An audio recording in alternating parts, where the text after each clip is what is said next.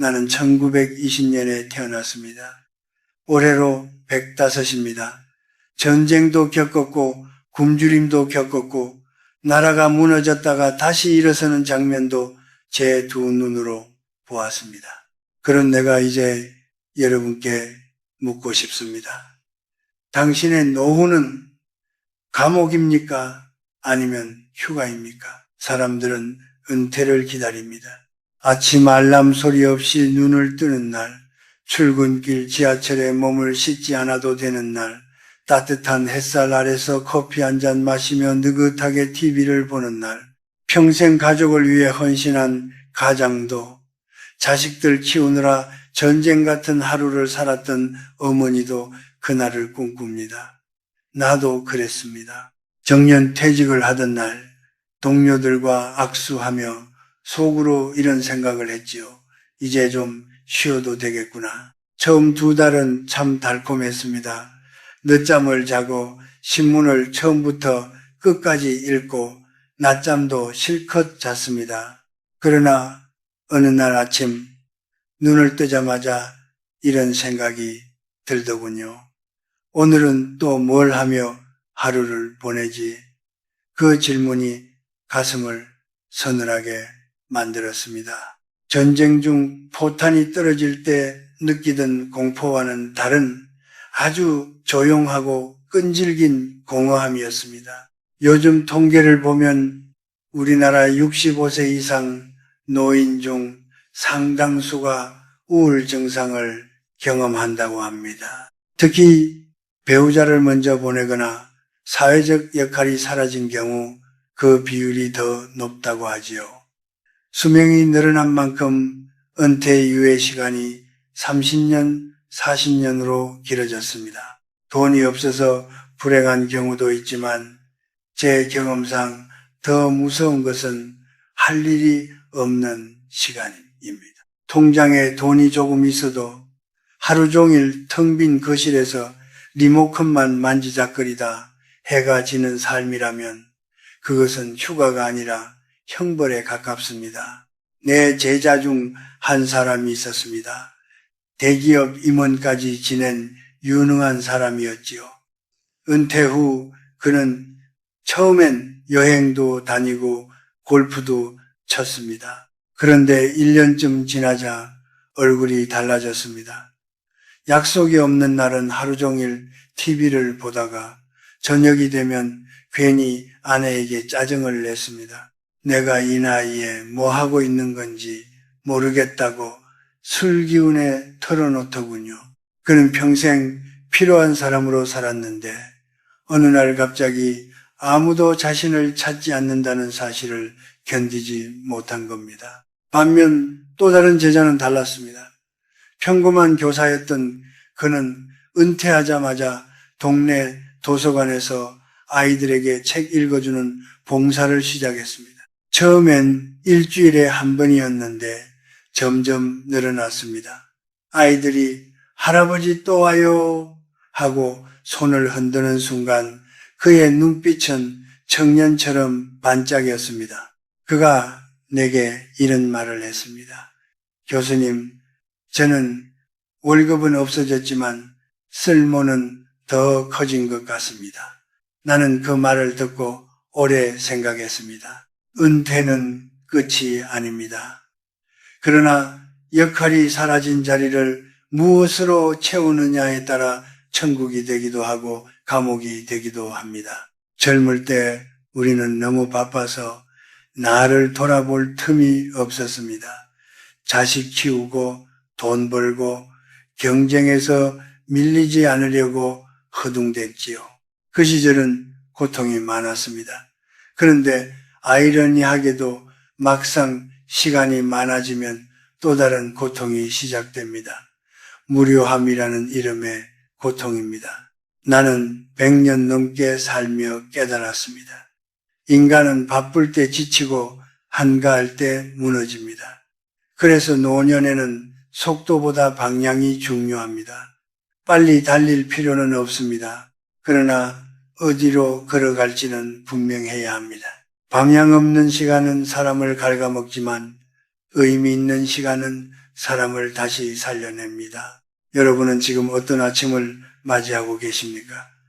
알람은 울리지 않지만 마음이 먼저 불안해지지는 않습니까? 자식이 연락하지 않는다고, 친구 약속이 없다고 서운함이 밀려오지는 않습니까? 그 감정은 부끄러운 것이 아닙니다. 오히려 너무 성실하게 살아온 사람에게만 찾아오는 자연스러운 그림자입니다. 그러나 저는 감히 말씀드립니다. 노년은 형벌이 아니라 재편성의 시간입니다. 인생이라는 긴 수업의 마지막 학기입니다. 시험도 없고 경쟁도 없습니다. 오직 내가 어떤 주제로 남은 시간을 채울 것인가만 남아 있습니다. 그 선택을 남에게 맡기면 감옥이 되고 스스로 선택하면 자유가 됩니다. 105해를 산 노 교수의 고백으로 오늘 이야기를 시작했습니다. 이제 우리는 이 무료함이라는 조용한 적의 정체를 조금은 알게 되었습니다. 그렇다면 다음 질문이 남습니다. 이 감옥의 문을 여는 열쇠는 무엇인가? 그 답을 찾기 전에 먼저 우리는 고독을 다시 정의해야 합니다. 많은 이들이 두려워하는 그 고독 말입니다. 나는 55세 교수가 되었고 65세 정년을 맞았습니다. 그리고 75 무렵 아내를 먼저 떠나보냈습니다. 그때 나는 비로소 혼자라는 단어의 무게를 알게 되었습니다. 집안이 그렇게 넓은 줄은 그때 처음 알았습니다. 밥상 건너편에 빈 의자가 그렇게 차갑게 느껴진 적도 없었습니다. 많은 분들이 고독을 벌처럼 생각합니다. 자식이 자주 찾아오지 않으면 내가 잘못 살았나 싶고 주말에 약속이 없으면 괜히 초라해진다고 말합니다. 하지만 나는 100년을 살며 깨달았습니다. 고독은 벌이 아니라 준비입니다. 인생의 마지막 장을 스스로 써내려가기 위한 준비 말입니다. 요즘 우리나라는 1인 가구가 빠르게 늘고 있습니다. 특히 60대 이후의 1인 가구 비율이 눈에 띄게 증가했다고 합니다. 배우자를 먼저 떠나보내거나 자식들이 독립하면서 자연스럽게 혼자가 됩니다. 이것은 비정상이 아닙니다. 시대의 흐름이고 생의 순서입니다. 그런데 우리는 여전히 혼자 있는 시간을 실패처럼 받아들입니다. 내가 전쟁 직후 교수 생활을 시작했을 때 연구실에는 난방도 제대로 되지 않았습니다. 동료들도 하나둘 떠나고 혼자 남아 책상 앞에 앉아있던 날들이 많았습니다. 그때 나는 외롭다고 생각했습니다. 그러나 시간이 지나 돌아보니 바로 그 고독의 시간들이 나를 단단하게 만들었습니다. 남의 박수 없이도 책을 읽고 남의 인정을 기다리지 않고도 연구를 이어갔던 그 시간 덕분에 나는 나 자신과 친해질 수 있었습니다. 노년의 고독도 다르지 않습니다. 우리는 평생 누군가의 아버지로, 어머니로, 부장으로, 동료로 살아왔습니다. 그러나 이제 그 이름표가 하나둘 떨어집니다. 그때 비로소 나는 누구인가? 라는 질문이 남습니다. 많은 분들이 이 질문을 두려워합니다. 그러나 나는 오히려 이렇게 말하고 싶습니다. 이제야 진짜 당신을 만날 시간이라고. 혼자 밥을 먹는 것이 창피합니까?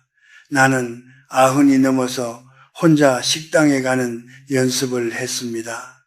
처음엔 주변을 의식했지요. 그러나 어느 날 깨달았습니다. 사람들은 생각보다 나에게 관심이 없다는 사실을 우리는 남의 시선을 과대평가하며 살아왔습니다. 그러나 노년은 그 시선에서 벗어나는 시기입니다. 이것이 얼마나 큰 자유인지 경험해보지 않으면 모릅니다. 고독은 텅 빈 방이 아닙니다. 아무도 방해하지 않는 서재입니다. 젊을 때는 늘 누군가의 요구에 응답해야 했습니다. 상사의 전화, 아이의 울음, 거래처의 약속. 그러나 지금은 어떻습니까?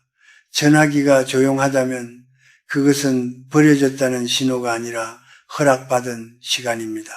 내 생각을 끝까지 이어갈 수 있는 시간, 내 감정을 천천히 들여다볼 수 있는 시간입니다. 나는 90살 무렵부터 매일 아침 혼자 차를 끓여 마시며 창밖을 바라보는 습관을 들였습니다. 10분, 20분 아무것도 하지 않고 앉아 있었습니다. 처음엔 답답했지만 점점 마음이 고요해졌습니다. 그러자 이상하게도 예전에는 보이지 않던 것들이 보이기 시작했습니다. 나무의 인맥, 구름의 흐름, 내 숨의 리듬, 고독은 감각을 되살립니다. 어느 시인이 이런 말을 남겼습니다. 늙는다는 것은 사라지는 것이 아니라 맑아지는 것이다. 나는 이 문장을 참 좋아합니다. 노년은 사람을 정리합니다. 복잡했던 관계도 욕심도 경쟁도 하나씩 걷어냅니다. 그리고 마지막에 남는 것이 바로 나 자신입니다. 그 나를 두려워하지 않는 것이 고독을 즐기는 첫걸음입니다. 제자 한 사람이 아내를 먼저 보내고 깊은 우울에 빠졌습니다. 그는 매일 동창회, 산악회, 모임을 전전했습니다. 약속이 없는 날은 견디지 못했습니다. 그러다 건강까지 나빠졌지요. 내가 그에게 말했습니다. 한 달만 모임을 줄이고 하루에 1시간은 혼자 산책해보게.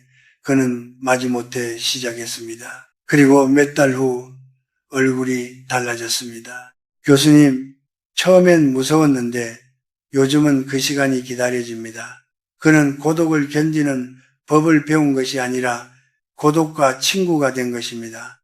여러분, 혼자 있는 시간을 실패로 해석하지 마십시오.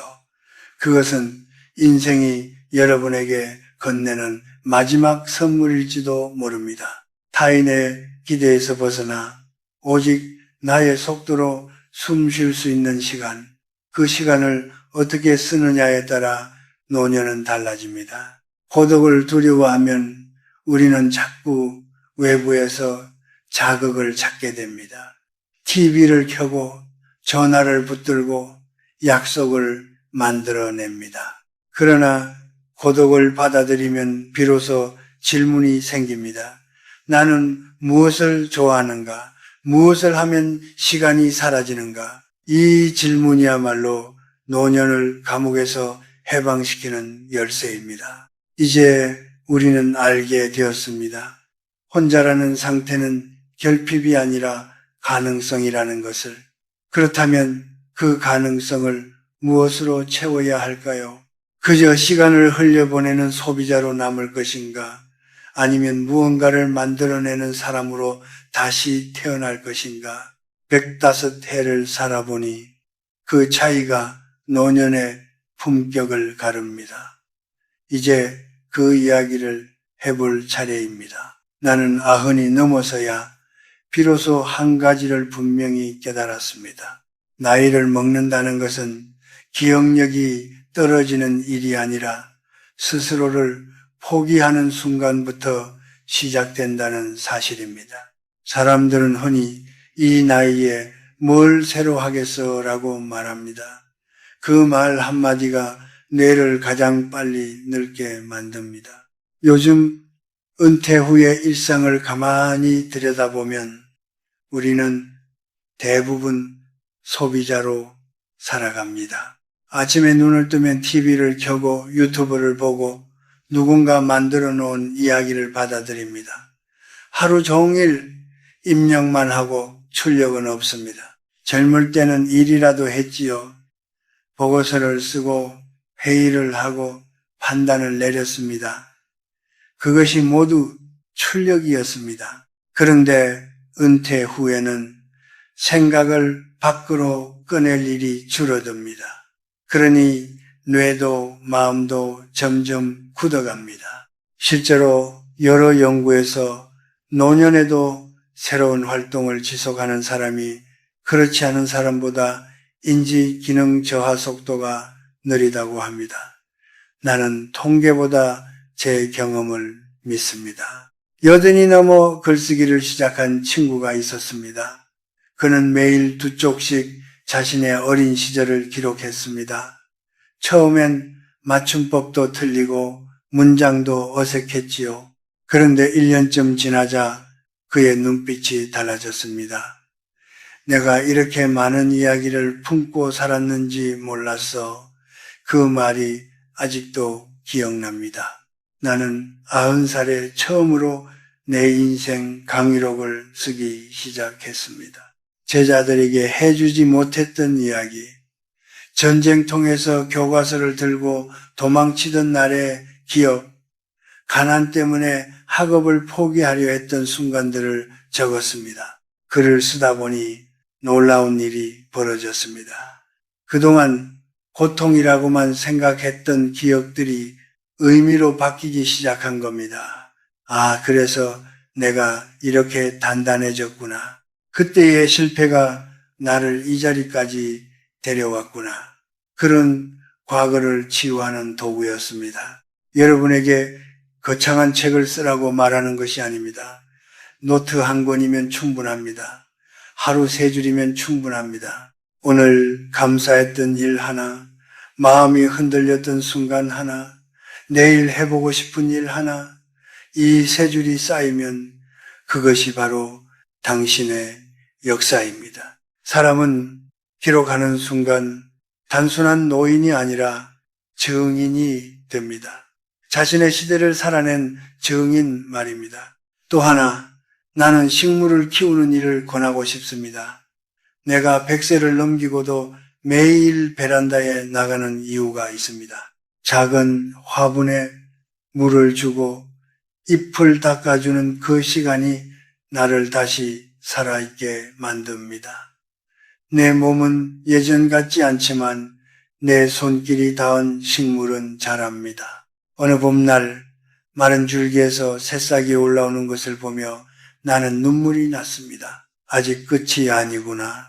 그 새싹은 식물의 것이기도 했지만 동시에 나의 것이기도 했습니다. 생산이라는 것은 거창한 공장이 아닙니다. 손끝에서 무언가가 태어나는 경험입니다. 글 한 줄, 그림 한 장, 작은 화분 하나, 그 안에는 공통점이 있습니다. 내가 시간을 들였고 내가 마음을 쏟았다는 사실입니다. 그 과정에서 우리는 다시 쓸모 있는 존재가 됩니다. 내가 존경하던 한 노학자는 이런 말을 남겼습니다. 사람은 나이가 아니라 멈출 때 늙는다. 나는 이 말을 평생 가슴에 품고 살았습니다. 은퇴는 멈춤이 아닙니다. 역할이 바뀌는 것입니다. 월급은 사라질지 몰라도 창조할 능력은 사라지지 않습니다. 제자 중 한 분은 은퇴 후 동네 아이들에게 무료로 한자를 가르치기 시작했습니다. 처음엔 아이 2이었는데 어느새 10명이 모였습니다. 그는 내게 말했습니다. 교수님, 예전엔 회사에서 명함으로 나를 증명했지만 지금은 아이들이 나를 증명합니다. 그는 더 이상 소비자가 아니었습니다. 그는 누군가의 하루를 바꾸는 생산자가 되었습니다. 우리는 평생 남이 만든 세상 속에서 바쁘게 뛰어다녔습니다. 이제는 작게나마 내 세상을 만들어야 합니다. 소비는 편합니다. 리모컨만 누르면 됩니다. 그러나 생산은 조금 번거롭습니다. 생각해야 하고 손을 움직여야 합니다. 하지만 바로 그 번거로움이 우리를 살아있게 만듭니다. 여러분의 하루를 돌아보십시오. 오늘 무엇을 만들어냈습니까? 작은 문장 하나라도 좋습니다. 한 발짝이라도 좋습니다. 중요한 것은 크기가 아니라 방향입니다. 입력만 하는 삶에서 출력하는 삶으로 옮겨가는 순간 노년은 더 이상 감옥이 아닙니다. 그것은 창작실이 됩니다. 나는 105해를 살며 확신하게 되었습니다. 인간은 무언가를 만들어낼 때 가장 존엄해집니다. 직함이 사라져도 월급이 없어도 손끝에서 태어난 작은 결과물은 우리를 다시 빛나게 합니다. 이제 우리는 한 걸음 더 나아가야 합니다. 몸을 움직이고 생각을 흐르게 하고 배우기를 멈추지 않는 삶으로 말입니다. 걷고 배우고 사색하는 사람은 결코 늙지 않습니다. 그 이야기를 다음에서 이어가겠습니다. 나는 100세를 넘기고도 매일 걷습니다. 속도는 느립니다. 젊은이들이 옆을 스쳐 지나가도 전혀 부끄럽지 않습니다. 나는 경쟁하러 나온 사람이 아니기 때문입니다. 나는 생각하러 나옵니다. 젊은 시절 나는 늘 뛰었습니다. 전쟁이 터지면 살아남기 위해 뛰었고 먹고 살기 위해 뛰었고 학문에서 뒤처지지 않으려고 또 뛰었습니다. 그러나 노년의 걷기는 다릅니다. 이 걷기는 도착이 목적이 아니라 과정이 목적입니다. 발을 한 걸음 내디딜 때마다 생각이 정리되고 마음이 가벼워집니다. 어느 날 85이던 해였습니다. 연구실에서 후배 교수와 언쟁을 벌이고 몹시 마음이 상한 채 집으로 돌아왔습니다. 예전 같으면 밤새 분노했을 일입니다. 그런데 그날은 신발을 신고 밖으로 나갔습니다. 천천히 골목을 돌며 걸었습니다. 발바닥이 땅을 디딜 때마다 이상하게도 생각이 흩어졌습니다. 그래, 저 사람도 자기 자리에서 애쓴 것이겠지.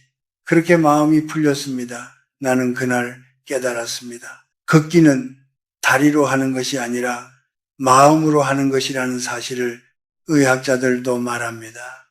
규칙적인 걷기는 우울감을 줄이고 인지 기능을 유지하는 데 도움이 된다고. 그러나 나는 그런 연구보다 걷고 돌아온 뒤에 고요함을 더 믿습니다. 걷고 나면 세상이 조금 덜 날카로워 보입니다. 내 걱정이 조금 작아 보입니다. 우리는 집안에 가만히 앉아 있으면 생각이 썩습니다. 고인 물처럼요. 그러나 몸이 움직이면 생각도 흐릅니다. 나는 매일 오후 2시가 되면 무조건 집을 나섭니다. 비가 오면 우산을 쓰고 눈이 오면 더 천천히 걷습니다. 이 작은 규칙이 내 하루를 붙들어 줍니다. 노년에는 거창한 계획보다 이런 작은 기둥 하나가 필요합니다. 나는 매일 2시에 걷는다.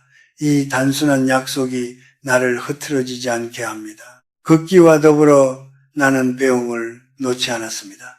사람들은 묻습니다. 교수님, 100살이 넘으셨는데 아직도 책을 읽으십니까? 나는 웃으며 답합니다. 이제야 조금 이해가 되기 시작했는데 어찌 멈추겠습니까? 젊을 때 읽은 철학책은 시험을 위한 것이었지만 노년에 읽는 책은 나를 위한 것입니다. 같은 문장도 나이에 따라 다르게 와닿습니다.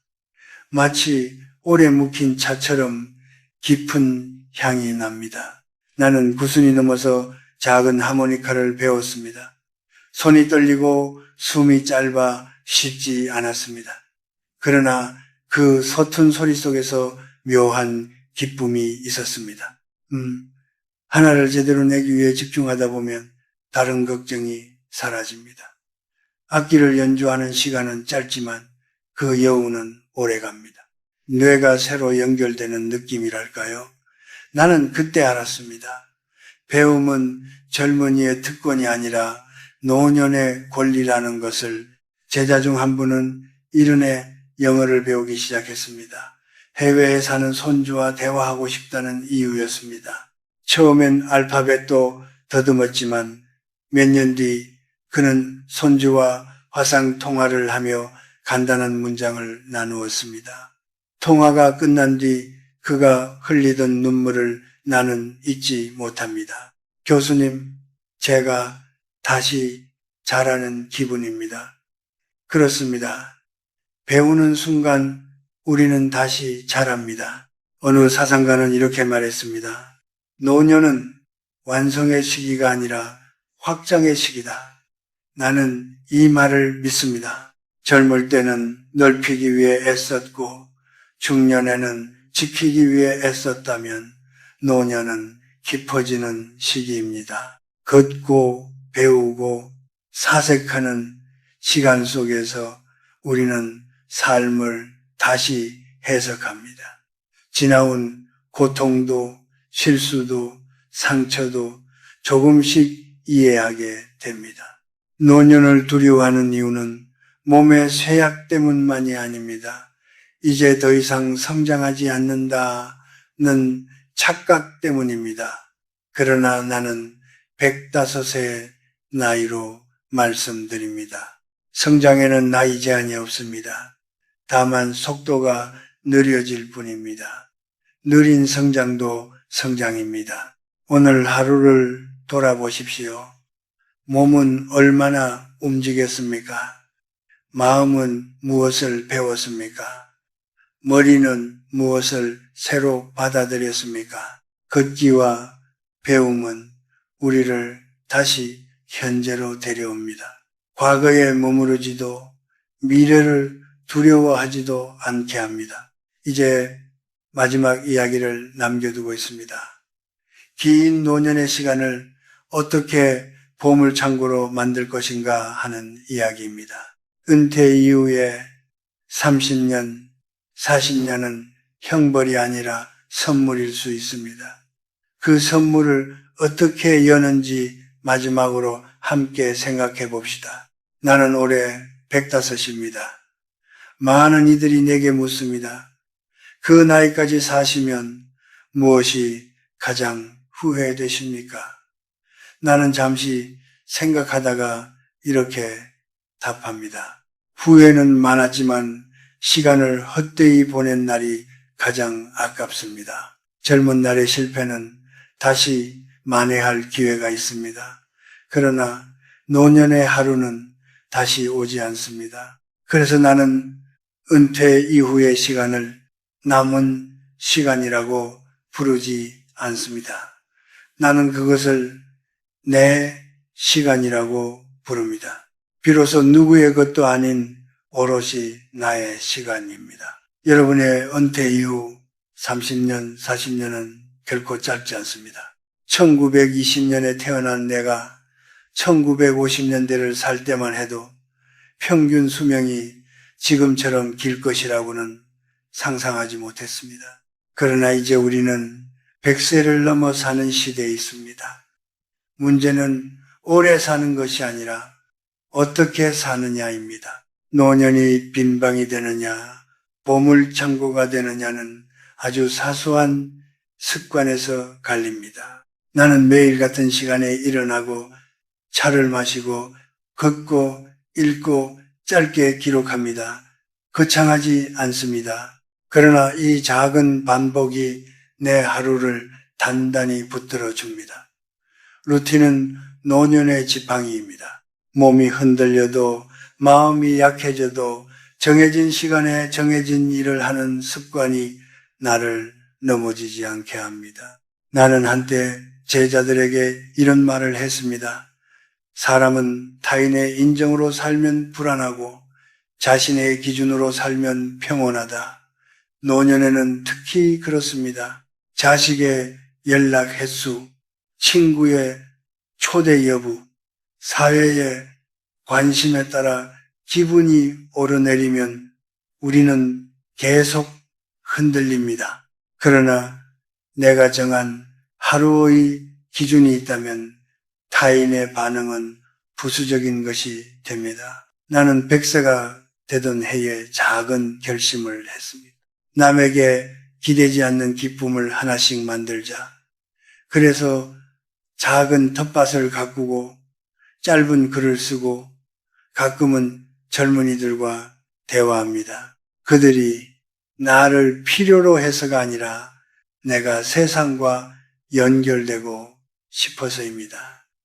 노년의 품격은 구걸하지 않는 태도에서 나옵니다. 누군가 나를 찾아주기를 기다리는 대신 내가 먼저 하루를 채우는 사람, 그런 어른이 될 때 얼굴이 편안해집니다. 어느 날 동네 아이가 나를 보며 이렇게 말했습니다. 할아버지, 항상 혼자인데 외로워 보이지 않아요? 나는 웃었습니다. 그 말이 나에게는 큰 칭찬이었습니다. 혼자 있지만 외롭지 않은 사람, 그것이 내가 지향하는 노년의 모습입니다. 우리는 평생 역할로 불렸습니다. 아버지, 어머니, 부장, 사장, 교수. 그러나 마지막에는 이름만 남습니다. 그리고 그 이름 뒤에 어떤 표정이 붙을지가 중요합니다.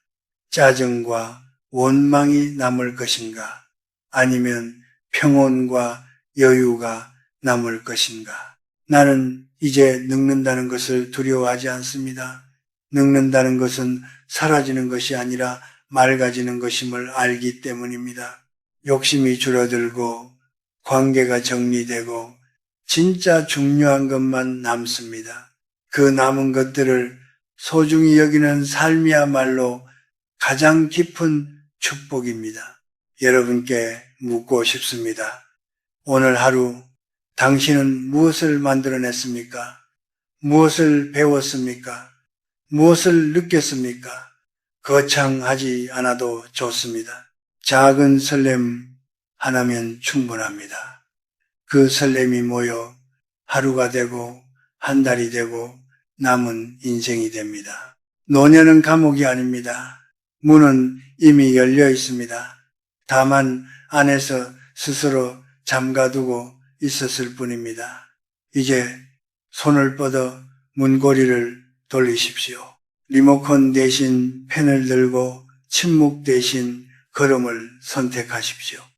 타인의 전화를 기다리는 대신 스스로 하루를 시작하십시오. 105해를 살아보니 분명히 말할 수 있습니다. 인생의 마지막 장은 가장 느리지만 가장 깊습니다. 그 깊이를 두려워하지 마십시오. 오히려 그 안에서 자신만의 보물을 발견하십시오. 당신의 노후는 감옥입니까? 휴가입니까? 나는 바랍니다. 여러분의 남은 시간이 텅 빈 방이 아니라 반짝이는 보물창고가 되기를. 오늘 이야기가 마음에 작은 온기를 남겼다면 다음에도 함께 걸어주십시오. 우리는 아직 끝나지 않았습니다.